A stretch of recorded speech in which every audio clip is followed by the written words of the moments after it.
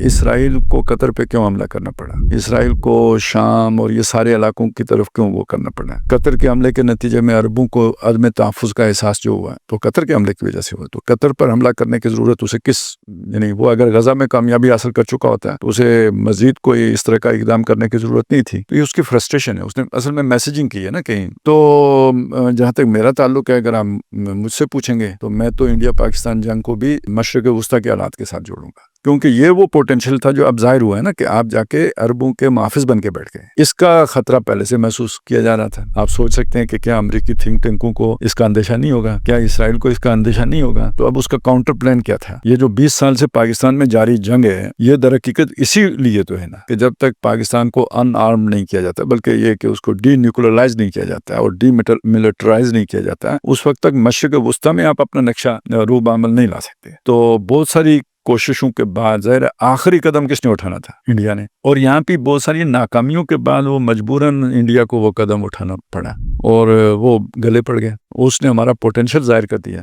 یہ وہ اپورچونٹی جو بنی تھی، اس چانس کو ہم نے پوری طرح اویل کیا اور دنیا کے اوپر اپنی دھاک بٹھا دی. تو وہ تو ہمارے پورے سارے جو ہے نا ملٹری مائٹ کی ایک اچھی مارکیٹنگ ہو گئی. اوپننگ تو تھی تو کس نے پرووائڈ کی؟ یعنی اگر اسے پیچھے ٹریس کریں تو جا کے بات اسرائیل اور غزہ تک ہی پہنچے گی. تو اس لیے دیکھیں، بس اللہ تعالیٰ کے منصوبے بڑے ہوتے ہیں. ہم مسلمان تو یہ پلان نہیں بنا سکتے تھے، اور جب یہ نہیں بنا سکتے تھے تو کسی نے تو بنانا تھا. وہ کون ہے؟ مسلمانوں کی طرف سے کون پلاننگ کرتا ہے؟ مسلمانوں کے دشمن بھی پلاننگ کرتے ہیں، میں بھی پلاننگ کرتا ہوں. انہم یکیدون کیدا واکیدوا کیدا. یہ نہیں کہا کہ مسلمان بھی پلاننگ کرتے ہیں، میں کرتا ہوں ان کی طرف. تو بس یہ اب جو آخری دور ہے نا، اینڈ ٹائمز، یہ ہم اس میں گویا داخل ہو چکے ہوئے ہیں. اور ظاہر ہے اس کا مرکز جو بننا ہے، جو تقریباً سارے مذاہب میں جس کا ذکر ہے، آرمگڈان، ہرمجدون، بڑی جنگ جو ہے، اس کا سینٹر تو یہی ہے نا، مشرق وسطیٰ ہے اور شام کی وادی ہے. اس حوالے سے گویا وہ ہم اس ایرا میں ہیں، جنگوں کے سالوں میں ہیں. اور یہ تو اب میرا خیال ہے کوئی